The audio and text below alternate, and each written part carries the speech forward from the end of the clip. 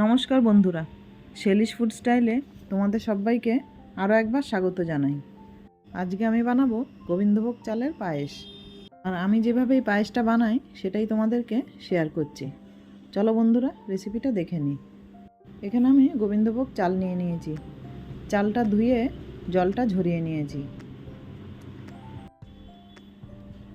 এবার একটা কড়াতে ঘি দিয়ে দিচ্ছি। ঘিটা গরম হয়ে গেলে দিয়ে দেব কাজু আর কিশমিশ। কাজু কিশমিশটা নাড়াচাড়া করে সামান্য কালার হলেই তুলে নেব।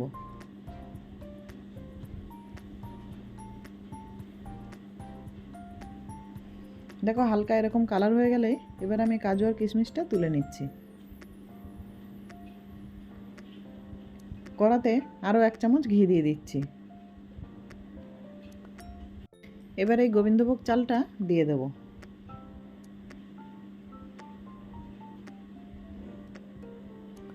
বেশ কিছুক্ষণ নাড়াচাড়া করে নিচ্ছি।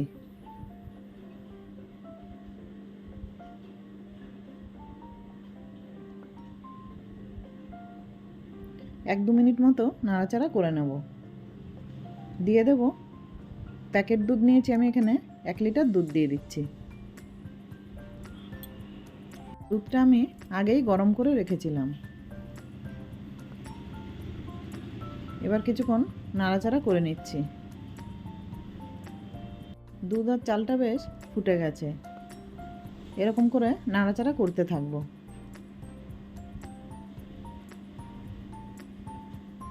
চালটা বেশ ভালোই একটু ফুটে গেছে।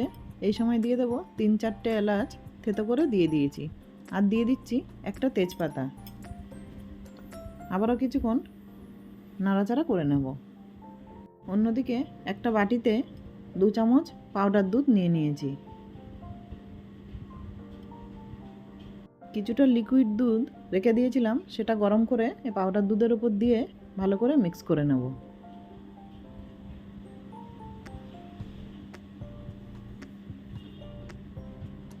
মিক্স হয়ে গেছে। এবার কড়াতে গোবিন্দভোগ চালটা কিন্তু আরও বেশ খানিকটা ফুটে গেছে।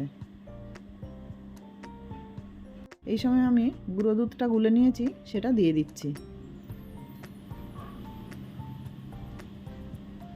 গুঁড়ো দুধটা দেওয়ার পরে কিন্তু এরকম নাড়াচাড়া করতে থাকতে হবে।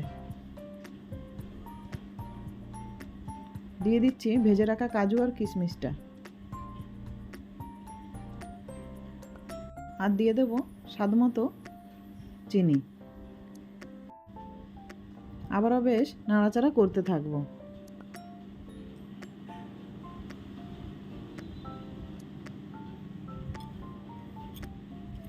নাড়াচাড়া করতে করতে বেশ আরও কিছুক্ষণ এরকম ফুটিয়ে নিতে হবে।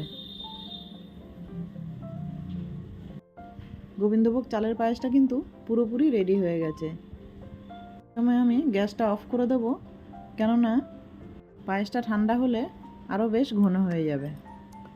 পায়েসটা ঠান্ডা করে নিয়ে আমি একটা বাটিতে সার্ভ করে নিচ্ছি। পায়েসটা যদি ঠিক এইভাবে বানানো হয়, খেতে কিন্তু খুবই স্বাদ লাগবে। গোবিন্দভোগ চালের পায়েসটা কেমন হয়েছে বন্ধুরা, কমেন্ট করে জানাবে। আর রেসিপিটা ভালো লাগলে একটা লাইক দিয়ে দেবে। নমস্কার বন্ধুরা।